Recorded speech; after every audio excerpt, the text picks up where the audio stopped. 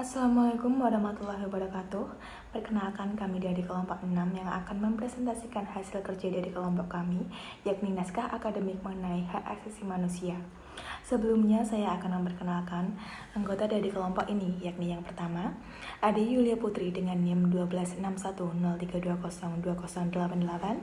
Yang kedua, Ajeng Yulia Abdillah Putri dengan NIM 12610332093. Dan yang ketiga, saya sendiri Akbar Bunga Amelia dengan NIM 12610320294. Yang keempat, Anna Royana dengan NIM 1261032010102. Dan yang terakhir, Indri Kusuma Wardani dengan NIM 1261033202129. Baik, langsung saja ke materi yang pertama. Kajian teoritis dan praktik empiris. A. Konsep negara hukum. Konsep negara hukum menurut Undang-Undang Dasar Negara Republik Indonesia tahun 1945 adalah negara hukum yang aktif dan dinamis. Universal Declaration of Human Rights tahun 1948 adalah sebuah pernyataan dari seluruh umat manusia mengenai hak asasi manusia. Diterima oleh PBB pada tanggal 10 Desember 1948. Setelah diterimanya deklarasi universal tersebut, timbullah pemikiran-pemikiran untuk mengukuhkan pemajuan dan perlindungan terhadap hak-hak asasi manusia dalam dokumen-dokumen yuridik yang mengikat negara-negara yang menjadi pihak. Penegakan HAM di Indonesia. Yang pertama, pemerintah membentuk lembaga Komisi Hak Asasi Manusia. Yang kedua, penetapan hak asasi manusia. Yang ketiga, pembentukan pengadilan hak asasi manusia. Yang keempat, pembentukan Komisi Kebenaran dan Rekonsiliasi sebagai alternatif penyelesaian pelanggaran HAM di luar pengadilan HAM sebagaimana disyaratkan oleh Undang-Undang tentang HAM. Kemudian mengesahkan berbagai konvensi internasional tentang hak asasi manusia. Pelanggaran hak asasi manusia atau HAM adalah sikap perbuatan seseorang atau sekelompok termasuk aparat negara, baik sengaja maupun kelalaian yang mengurangi hak asasi orang lain. Pelanggaran HAM dibagi menjadi dua, yaitu pelanggaran HAM berat dan pelanggaran HAM ringan. Adapun pemberian sanksi atau hukuman bagi para pelanggar HAM adalah pidana denda dan pidana pemenjaraan. Analisis dan evaluasi peraturan perundang-undangan terkait. A. Undang-Undang Dasar. Pasal tentang HAM, jaminan kebebasan HAM diatur dalam Konstitusi Hak Asasi Manusia dalam Undang-Undang Dasar tahun 1945. Diatur dalam pasal 28A sampai J. Selain itu, HAM turut diatur dalam pasal 27 hingga pasal 34. Dalam pasal-pasal tersebut memuat tentang aspek hidup dan kehidupan, keluarga, pendidikan, ilmu pengetahuan dan teknologi, pekerjaan, kebebasan beragama, dan meyakini kepercayaan, kebebasan berprinsip, berpendapat, berserikat, informasi dan komunikasi, rasa aman dan perlindungan dari perlakuan yang merendahkan derajat dan martabat manusia, kesejahteraan sosial, persamaan dan keadilan, dan yang terakhir, HAM berkewajiban menghargai hak orang lain dan pihak orang lain. B. Undang-undang. Beberapa undang-undang yang mengatur tentang hak asasi manusia diantara lain, yang pertama, Undang-Undang Nomor 35 Tahun 2014 tentang perubahan atas Undang-Undang Nomor 23 Tahun 2002 tentang perlindungan anak. Yang kedua, Undang-Undang Nomor 39 tentang hak asasi manusia. Yang ketiga, Undang-Undang Nomor 26 Tahun 2000 tentang pengadilan hak asasi manusia. Yang keempat, Undang-Undang Nomor 9 Tahun 1998 tentang kemerdekaan menyampaikan pendapat di muka umum. Yang kelima, Undang-Undang Nomor 8 Tahun 1999 tentang hak dan perlindungan konsumen. Yang terakhir, Undang-Undang Republik Indonesia Nomor 40 Tahun 1999 tentang pers dan Undang-Undang Informasi dan Transaksi Elektronik atau UU ITE. C. Kitab Undang-Undang Hukum Pidana. RUU KUHP mengubah penyebutan pelanggaran HAM yang berat menjadi tindak pidana berat terhadap hak asasi manusia. Ada beberapa ketentuan Undang-Undang Nomor 26 Tahun 2000 yang dicabut menurut RUU KUHP ini, termasuk pasal yang mengatur kejahatan genosida di RUU KUHP dialihkan ke pasal 203 KUHP. Selain itu, RUU KUHP ini juga mengubah ketentuan pidana dengan menurunkan maksimal pemidanaan dan penurunan minimum pemidanaan. D. Peraturan Menteri.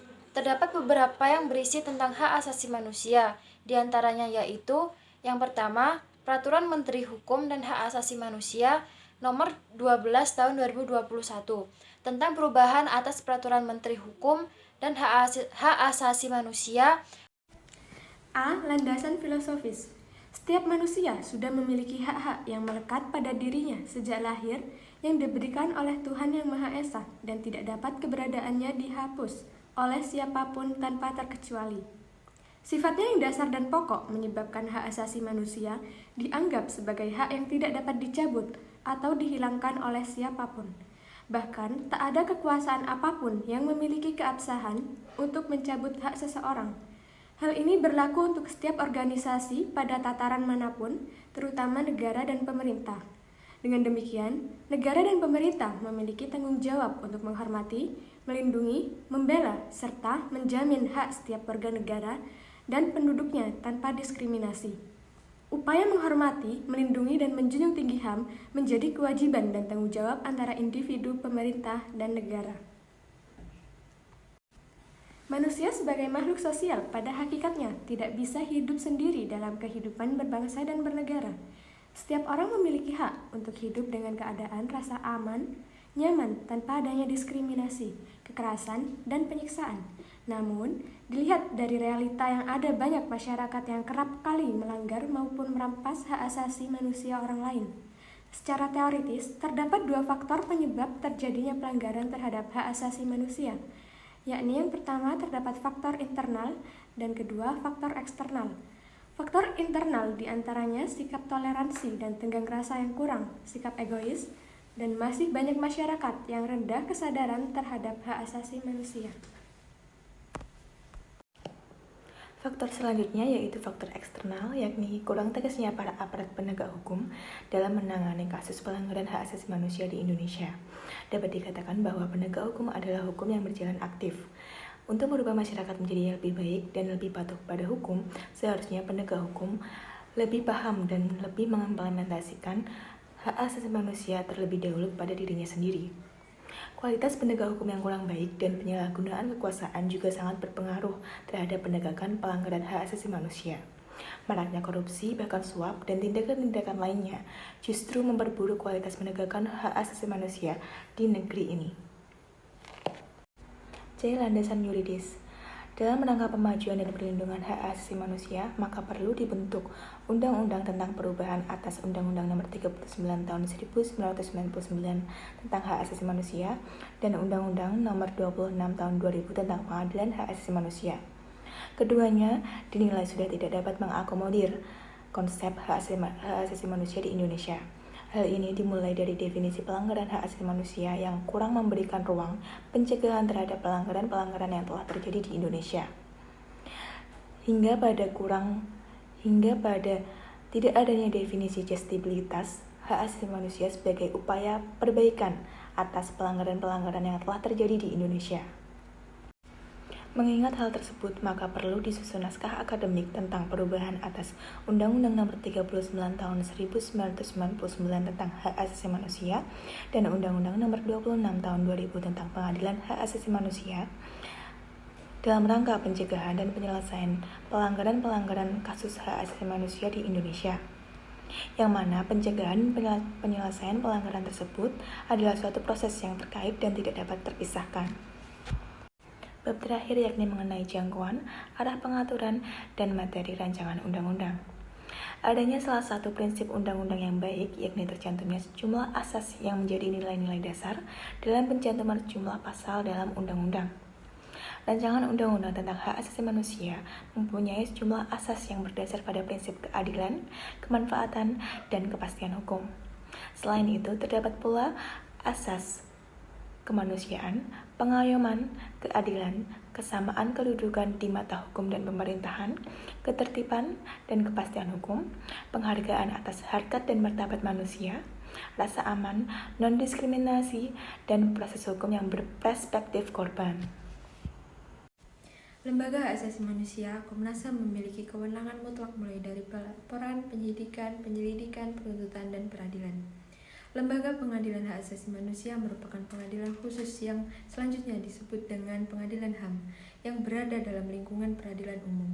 Berdasarkan penjelasan umum Undang-Undang Nomor 26 Tahun 2000 tentang Pengadilan Hak Asasi Manusia memberikan pertimbangan bahwa pembentukan Pengadilan Hak Asasi Manusia didasarkan pada yang pertama, pelanggaran hak asasi manusia yang berat merupakan extraordinary crimes dan berdampak secara luas bagi tingkat nasional maupun internasional dan bukan merupakan tindak pidana yang diatur dalam Kitab Undang-Undang Hukum Pidana. Yang kedua yaitu terhadap pelanggaran hak asasi manusia yang berat diperlakukan langkah-langkah penyelidikan, penyidikan, penuntutan, dan pemeriksaan yang bersifat khusus. Adapun beberapa wewenang baru guna membantu keberhasilan lembaga hak asasi manusia yang mempunyai tujuan Komnas HAM dibentuk adalah untuk mengembangkan kondisi yang kondusif bagi pelaksanaan HAM sesuai dengan Pancasila, Undang-Undang Dasar 1945, Piagam PBB, dan Deklarasi Universal Hak Asasi Manusia atau DUHAM, serta guna meningkatkan perlindungan dan penegakan HAM agar dapat berkembangnya pribadi manusia seutuhnya dan kemampuannya berpartisipasi dalam berbagai bidang kehidupan, seperti yang pertama, melakukan pendidikan dan penyuluhan tentang HAM, yang kedua, melakukan pemantauan dan penyelidikan terhadap pelanggaran HAM, yang ketiga, melakukan penanganan pelanggaran HAM berat, yang keempat, melakukan pengawasan terhadap kebijakan pemerintah yang berpotensi menjadi diskriminasi. Yang kelima, melakukan pengkajian dan penelitian tentang HAM. Yang terakhir, melakukan mediasi yang berhubungan dengan HAM.